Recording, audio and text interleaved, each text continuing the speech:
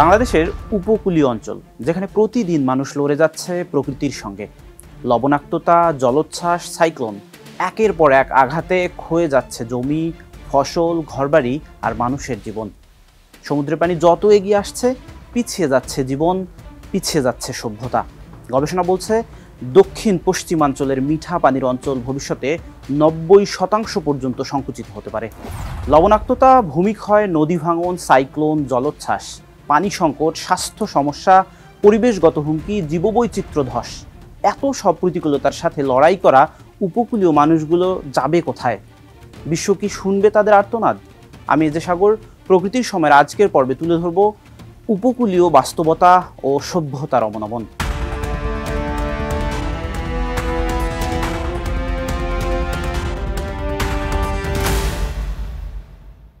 জলবায়ু পরিবর্তনের প্রভাবে সমুদ্রপৃষ্ঠের উচ্চতা বাড়ছে।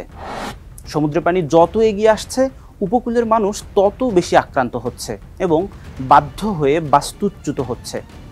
বে অফ বেঙ্গল অর্থাৎ বঙ্গোপসাগরের সাথে যুক্ত বাংলাদেশের 19টি উপকূলীয় জেলার মানুষ সরাসরি প্রতিকূলতায় ভুগছে। লবণাক্ততা, পানি সংকট, প্রাকৃতিক দুর্যোগের ভয়াল থাবায় তারা নিরুপায় হয়ে তাদের বসত ভিটা ছাড়ছে এবং থাকা শুরু করছে বিভিন্ন শহরে, বিশেষ করে ঢাকার বস্তিগুলোতে এবং বিভিন্ন অস্বাস্থ্যকর পরিবেশে যেখানে তাদের থাকার কথা নয়।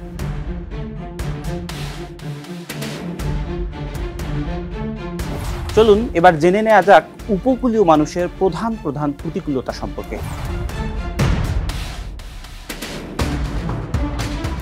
উপকূলীয় অঞ্চলে সবচেয়ে বড় হুমকি এখন লবণাক্ততা।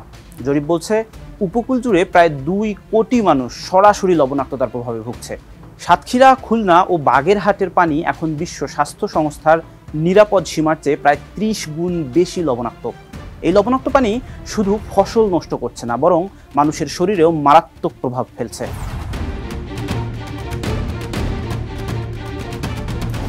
ঘূর্ণিঝড় সিডর, আইলা, বুলবুল, মোখা প্রতিবারই উপকূলের মানুষ হারিয়েছে তাদের ঘর, ফসল, পরিবার। নদী ভাঙনে বছরে হাজারো পরিবার বাস্তুচ্যুত হচ্ছে। ভোলা, পটুয়াখালী, বরগুনা এসব অঞ্চলে ভাঙন যেন এক অবিরাম দুঃস্বপ্ন। জলোচ্ছ্বাসে এক রাতে হারিয়ে যায় বসতি, বেঁচে থাকা মানুষগুলো চলে যায় বাঁধের ওপর অথবা রাজধানী ও বড় শহরে, যেখানে তাদের জন্য নেই কোনো স্থায়ী আশ্রয়। যে মাটি একসময় ধান, পাট বা সবজি ফলাতো, আজ সেখানে হয় না কিছুই। মাছের ঘেরগুলো লবণের কারণে ক্ষতিগ্রস্ত। কৃষি, মৎস্য, লবণ চাষ সব ক্ষেত্রেই অনিশ্চয়তা। এদিকে উপকূলে স্বাস্থ্য ব্যবস্থাও দুর্বল। রক্তচাপ, কিডনি, এমনকি গর্ভবতী নারীদের জটিলতা পর্যন্ত বাড়ছে। লবণাক্ত পানির জন্য শরীরের চামড়া ক্ষতিগ্রস্ত হচ্ছে, চেহারা কালচে হয়ে যাচ্ছে, যা মেয়েদের বিয়ের ক্ষেত্রে বাধা ও সংকট তৈরি করছে।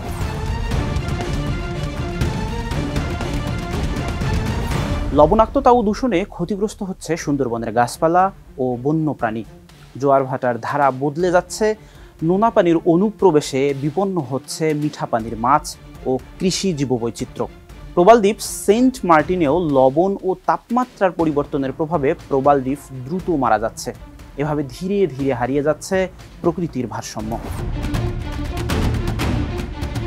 বাংলাদেশের উপকূল আজ শুধু প্রকৃতির নয়, মানুষেরও পরীক্ষার মঞ্চ। জলবায়ু পরিবর্তনের প্রতিটি ঢেউ এখানে আঘাত করে মানুষের জীবনে। কেউ হারায় ঘর, কেউ ফসল, কেউ আশা।